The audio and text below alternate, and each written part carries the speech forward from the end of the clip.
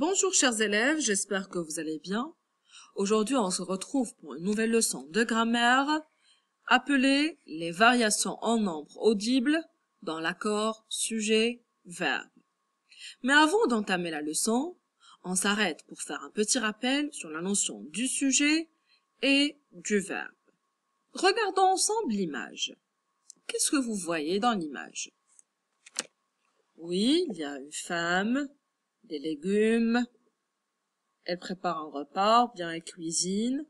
Alors, la phrase est la suivante. Maman prépare le repas. Maman prépare le repas. Si je vous demande de trouver le sujet de cette phrase, vous réfléchissez. Je vais vous aider.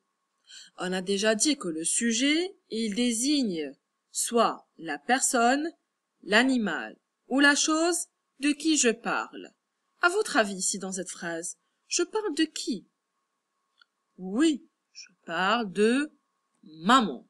Pour trouver le sujet dans une phrase, je pose la question qui est-ce qui? Qui est-ce qui prépare le repas?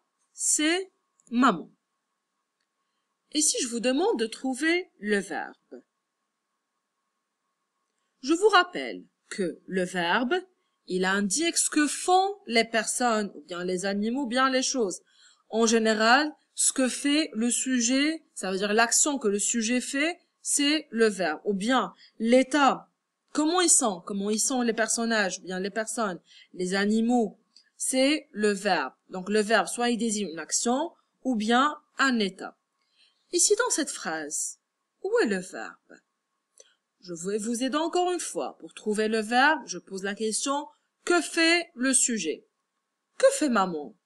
Alors, maman prépare. Donc le verbe est prépare.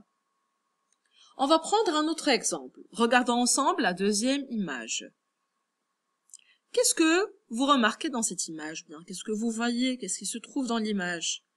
Il y a des enfants, du soleil qui brille, un ballon. Alors, il fait beau. Oui, ça a l'air d'être dans la saison du printemps. Donc, la phrase est la suivante. Les enfants jouent au ballon. Les enfants jouent au ballon. Si je vous demande de trouver le sujet, je vous rappelle, pour trouver le sujet, je pose la question, qui est-ce qui? Qui est-ce qui joue au ballon? Ce sont les enfants. Donc le sujet, c'est les enfants. Je rappelle encore une fois que le sujet désigne soit les personnes, les animaux, bien des choses de qui moi je parle. Si je vous demande de trouver le verbe, je vous rappelle encore une fois que pour trouver le verbe, je pose la question, que fait le sujet? Que font les enfants?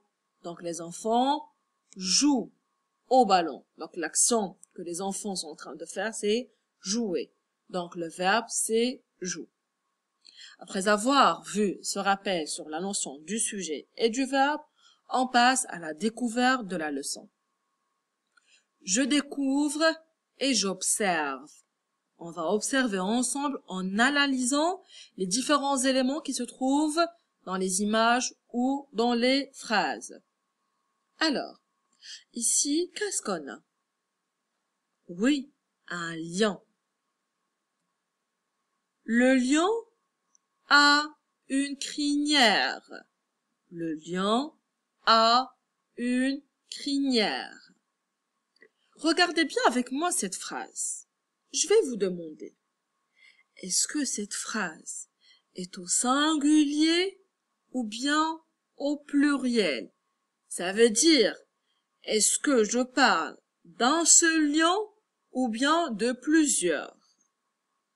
Oui, je parle d'un seul lion. Ça veut dire que cette phrase, elle est au singulier. Si je vous demande de remplacer le lion par un pronom personnel. Bravo!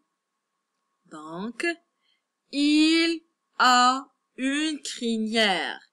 Il a une crinière. Donc, le lion, c'est un sujet singulier masculin. Pourquoi masculin? parce que j'ai le déterminant le. Donc le désigne le masculin singulier. On va voir ensemble une autre image. Oui, bravo. Ici, j'ai plusieurs lions. À votre avis, est-ce que je vais dire le lion? Bien sûr que non. Au pluriel, le lion, ça devient, bravo, les lions. Mais est-ce que je vais dire les lions à une crinière? Bravo, je vais dire les lions ont une crinière. Les lions ont une crinière. Puisque ici, je parle pas d'un seul lion, mais je parle de plusieurs. Ça veut dire que les lions sont au pluriel. Oui, mais comment on a su que les lions ils sont au pluriel avant qu'on voit les images? Tout simplement, quand je parle d'un seul, j'utilise le. Mais quand je parle de beaucoup, j'utilise les. Bien sûr, le lion, c'est masculin, donc les lions aussi est au masculin. Si je vous demande de remplacer les lions par un pronom personnel, bravo! Ils avec un S, parce que c'est au pluriel. Ils ont une crinière. Regardez avec moi ces 4 phrases-là. Le lion a une crinière. Même si je vois pas d'image, en écoutant la phrase, je remarque que je parle d'un seul lion. Le lion a une crinière. Et si j'enlève le lion et je le remplace par il, la phrase garde le même sens. Si je vous dis « il a une crinière », bien sûr, vous allez comprendre que je parle du lion. C'est comme si j'ai dit « le lion a une crinière ». Et quand je vous dis, sans voir l'image, « les lions », vous imaginez vite qu'il s'agit de plusieurs lions. Les lions ont une crinière. Et comme je vous ai dit, pour remplacer un sujet masculin au pluriel, j'utilise le pronom personnel « il » avec « s ». Ils ont une crinière. On passe au deuxième. Qu'est-ce qu'on a ici, bien sûr? Qu'est-ce qu'on voit? On voit une sorcière. La sorcière a un livre de magie. La sorcière a un livre de magie. Bien sûr, il s'agit d'une seule sorcière. Je vais vous demander la question. La sorcière, c'est féminin ou masculin? Oui, c'est féminin. Pourquoi à votre avis? Bravo, parce que ici j'ai utilisé le déterminant la et j'utilise la pour le féminin. Si je vous demande de remplacer la sorcière par un pronom personnel, qu'est-ce que je vais utiliser? Si je veux pas dire la sorcière, mais je veux toujours parler de la sorcière, pour éviter cette répétition-là que je viens de dire, qu'est-ce que je vais dire? Oui, bravo. Je vais utiliser elle. Elle a un livre de magie. Elle a un livre de magie. On va observer la deuxième image. Est-ce qu'il s'agit d'une seule sorcière? Oui, bravo. Il s'agit de plusieurs sorcières. Ça veut dire du pluriel. Donc, qu'est-ce que je vais utiliser? Je vais garder la sorcière. Est-ce que je vais garder aussi A? Bravo. Je vais dire les sorcières ont un livre de magie. Remarquez, à la fin de sorcière, j'ai rajouté un S. Tout simplement parce que la sorcière, c'est féminin singulier. Les sorcières, c'est féminin pluriel. Aussi, j'ai changé le verbe avoir. J'ai changé a par on parce que je parle pas d'une seule personne, mais je parle de plusieurs. Et si je vous demande aussi de remplacer les sorcières par un pronom personnel sujet? Bravo! Elles. Et puisque c'est au pluriel, je rajoute un S. Elles ont un livre de magie. Donc, c'est la même chose. Juste avant, c'était le masculin et maintenant, c'est le féminin. La sorcière, je l'ai remplacée par elle. Et les sorcières, j'ai ajouté un S pour marquer le pluriel. Et j'ai ajouté aussi elles avec un S pour marquer le pluriel. Le verbe, il a changé aussi. Alors, on remarque ou bien on observe ou bien on découvre le prochain exemple. Qu'est-ce que vous voyez? Oui, bravo. Un enfant, qu'est-ce qu'il fait? Il est dans la cour. L'enfant est dans la cour. Est-ce que je parle de plusieurs? Non, je parle d'un seul. Donc, qu'est-ce que je vais dire? L'enfant est dans la cour. Si je veux remplacer l'enfant, je le remplacerai par le pronom personnel il. La phrase devient il est dans la cour. Très bien. Maintenant, vous savez déjà qu'est-ce que je vais dire. Donc ici, qu'est-ce que je vois? Beaucoup d'enfants. Plusieurs, c'est pluriel. Je vais pas dire l'enfant, mais je vais dire les enfants sont dans la cour. Ils sont dans la cour. Donc, regardez bien la variation. Ça veut dire le changement qui est passé. L'enfant est devenu les enfants.